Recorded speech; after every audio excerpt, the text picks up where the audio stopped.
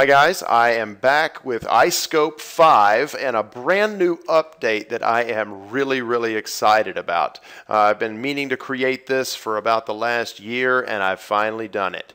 I have a lot of you call me all the time asking me, how does the Craftsman price list that's used in iScope, how does that, is it higher than some of the other programs out there? Is it lower? And, I feel like a broken record sometimes, but I just keep telling everybody, look, it doesn't matter if it's higher or lower. All the price lists are wrong, okay? You need to know that. These are just guidelines, all right? Now, what I've done here and what I've been preaching to everybody is that, you need to pay attention to the items that you use most, and you need to make sure those items are correct.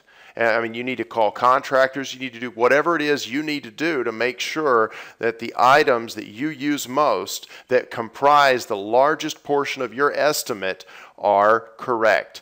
Now, some of us have a pretty good idea of what those items are. All right, we know, paint for walls or ceilings or drywall, maybe some carpet, definitely roofing shingles of, several different flavors.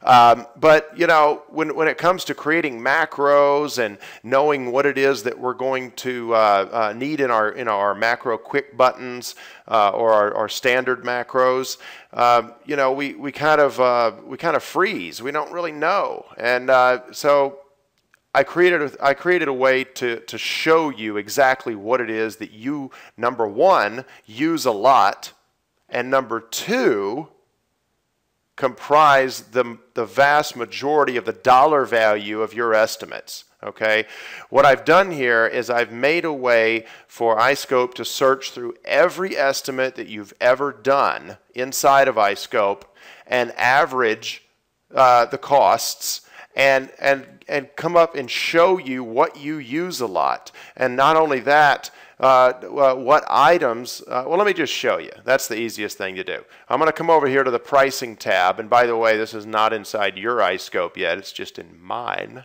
But if you want a beta test for me, I'm going to be testing this for the next week or so probably before I give it to anybody. If you want a beta test, I'd be happy to send you an update, and you can help me play with it and make sure it works well before I send it to the general public. So you come over here to the pricing tab and you're going to hit the price list palette. That's what I'm calling it. So we're going to go ahead and click on it. Now what it's done here is I have it set right now to show me the top 50 only. Okay, we could go to show all. And these are all the line items or these are the top 50 line items that I use in my estimating. Okay, I mean, you can see here the top item, it starts out sorting the column here, the usage percentage by, let's go ahead, so 6.11%, okay, of the items in my estimate are mask and prep for paint, okay. And so it's going to sort down here and show you the most frequently used items. All right, these are the ones that I definitely want in my macros. Okay, these are the top 50 in order of use. You can see right here 6.11 all the way down to 0.16. Okay, so these would really be, these that I'm about to highlight would really be the ones that I would want to use in my macros. All right. Now, the next thing we're going to do is we're going to sort by the total value. All right. So let's go ahead and click that. And we're going to sort by the most expensive, obviously, tile flooring for me. Maybe something different for you if you do more roofing or something like that. But I have a lot of tile flooring in my estimates. That's true.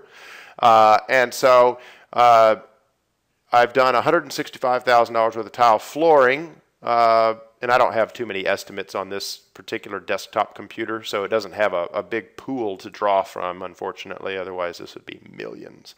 So anyway, the next item would be texture drywalls, paint walls, scrape wall texture, etc., etc. This is where the dollar values of my estimates are. You guys are always calling me, asking me, hey, you know, are the prices higher? Are the prices good enough? You know, should I increase them? Well, you know, and what should I increase? Well, here, this is showing you right here.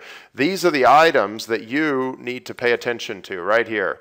If you're me. Now, these are going to be different depending on the types of construction that you're estimating.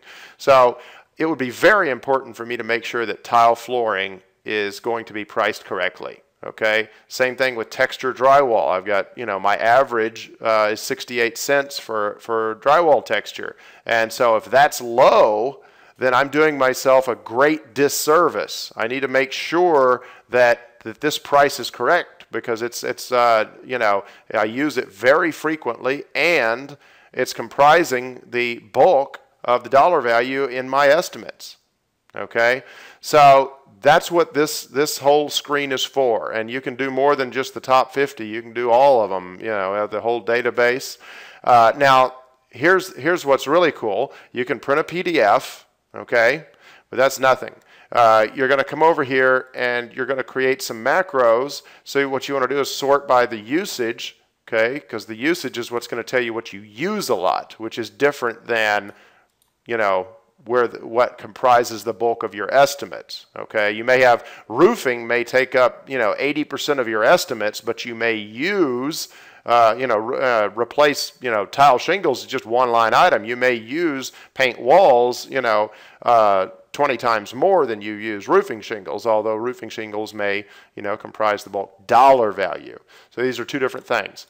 So let's go ahead and sort here by the percentage use, and let's go ahead and say that we want to create a macro out of all these. Well, you can just highlight them, go to add selected items to my estimate. Let's pick a room to add them to. Okay, they're added. Let's close this screen, and there they are. And so now that you know all of the items that you use most frequently, all you have to do is spend a few minutes and create a few macros out of them, and it's going to make your estimating a whole lot faster. If you haven't already downloaded iScope, you can download it at claimsoftware.org. That's claimsoftware.org. Thanks.